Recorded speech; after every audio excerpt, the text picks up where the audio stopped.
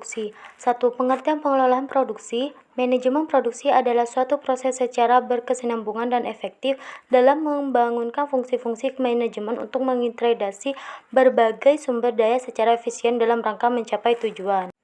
2. Fungsi manajemen produksi.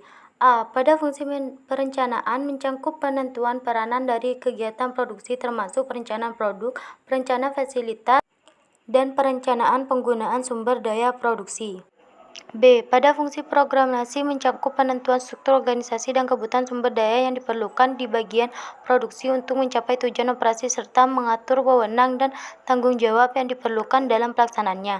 C. Pada fungsi pergerakan mencangkup kegiatan motivasi karyawan bagian produksi untuk melaksanakan tugasnya. D. Pada fungsi kontrol mencangkup kegiatan mengembangkan standar kualitas, standar waktu kerja, dan standar hasil kerja pada bagian produksi. 3. Ukuran produktivitas kerja. Produktivitas merupakan ukuran bagaimana banyak suatu sumber daya diatur dan dimanfaatkan untuk mencapai hasil yang diinginkan. B. Perencanaan fasilitas. Perencanaan fasilitas adalah menentukan bagaimana suatu aset tetap perusahaan digunakan secara efektif dan efisien dalam menunjukkan kegiatan produksi. Yang pertama, tujuan perencanaan fasilitas. A. Meningkatkan pengadaan dan penyimpanan bahan baku menggunakan tenaga kerja, peralatan, ruang, dan energi secara efektif. C. Minimaliskan investasi modal. D. Mempermudah dan memelihara fasilitas. E. Meningkatkan keselamatan dan kepuasan kerja. Yang kedua, kegiatan-kegiatan dalam perencanaan fasilitas. A. Menetapkan jenis barang yang akan diproduksi. B. Menentukan proses produksi yang diperlukan. C. Menentukan hubungan antara departemen. D. Menentukan kebutuhan ruangan untuk semua bagian dalam produksi. E. Menyusun perencanaan fasilitas. F. Memelihara fasilitas. 3. Jenis perencanaan fasilitas produksi. A. Perencanaan lokasi. Mudah dijangkau oleh konsumen, dekat dengan bahan baku, ketersediaan tenaga kerja, ketersediaan tenaga listrik, ketersediaan air, ketersediaan alat transportasi, memungkinkan perluasan di masa depan. B. Perencanaan tata letak pabrik. Tujuan penyusunan tata letak. Pemanfaatan peralatan pabrik secara optimal, penggunaan jumlah tenaga kerja paling minimum, aliran bahan baku dan produk yang lancar, pemakaian ruang yang efisien, ruang gerak yang cukup untuk kegiatan operasional dan pemeliharaan, biaya produksi dan investasi yang rendah, keselamatan kerja yang tinggi, suasana kerja yang menyenangkan. C. Peraturan tata letak mesin produksi. 1. Tata letak proses. Tata letak proses artinya bahwa penyusun tata letak mesin di mana alat produksi yang sejenis atau berfungsi sama ditempatkan pada bagian yang sama. Model tata letak ini cocok untuk perusahaan yang memproduksi bervariasi. A. Keuntungan model tata letak ini adalah pemanfaatan yang tinggi, memungkinkan penggunaan mesin yang multiguna sehingga cepat mengikuti perubahan produk. Investasi yang rendah karena dapat mengurangi duplikasi mesin. Sangat fleksibel dalam pengoleksian personal. B. Kelemahan model tata letak. Pengawasan produksi sulit karena satu mesin dapat digunakan untuk bermacam-macam produk. Waktu produksi per unit lebih lama, memerlukan skill yang tinggi.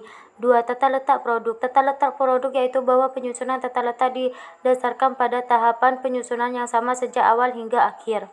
A. Keuntungan model tata letak produk. Aliran material yang simpel dan langsung. Total waktu produksi lebih cepat, tidak memerlukan skill tenaga kerja yang tinggi. Pengawasan proses produksi mudah.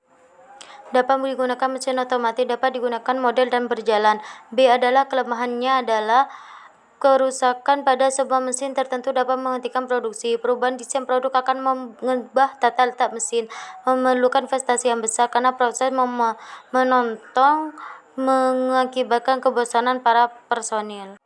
D. Menentukan tingkat produksi. Salah satu keputusan penting dalam perusahaan adalah menentukan tingkat atau volume produksi. Menentukan volume produksi harus disesuaikan dengan jumlah permintaan pasar. Salah satu cara menentukan volume produksi adalah menggunakan model peramalan atau estimasi. Estimasi dapat dilakukan dengan 1. Metode kuantitatif, yaitu membuat peramalan dengan bantuan metode statis dan matematika. 2. Metode kualitatif, yaitu memperkirakan jumlah produksi dengan pendapat ahli peramal. E. Produksi sediaan farmasi.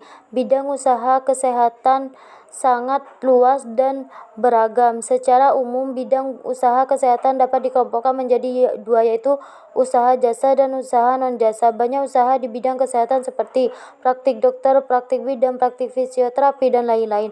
Rumah sakit umum atau rumah sakit khusus, pelayanan kesehatan tradisional, klinik pratama, klinik madya, klinik utama, klinik kecantikan, toko obat berizin, apotik, apotik rakyat, industri obat, industri suplemen kesehatan, industri obat tradisional.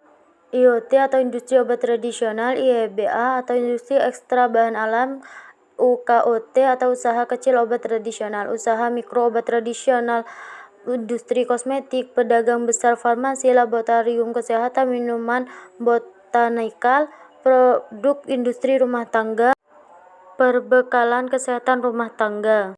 Proses produksi. Sediaan farmasi mengacu pada standar cara produksi yang berlaku seperti sediaan obat yaitu CPOB, sediaan obat tradisional, sediaan kosmetik yaitu CPKB, perbekalan kesehatan rumah tangga.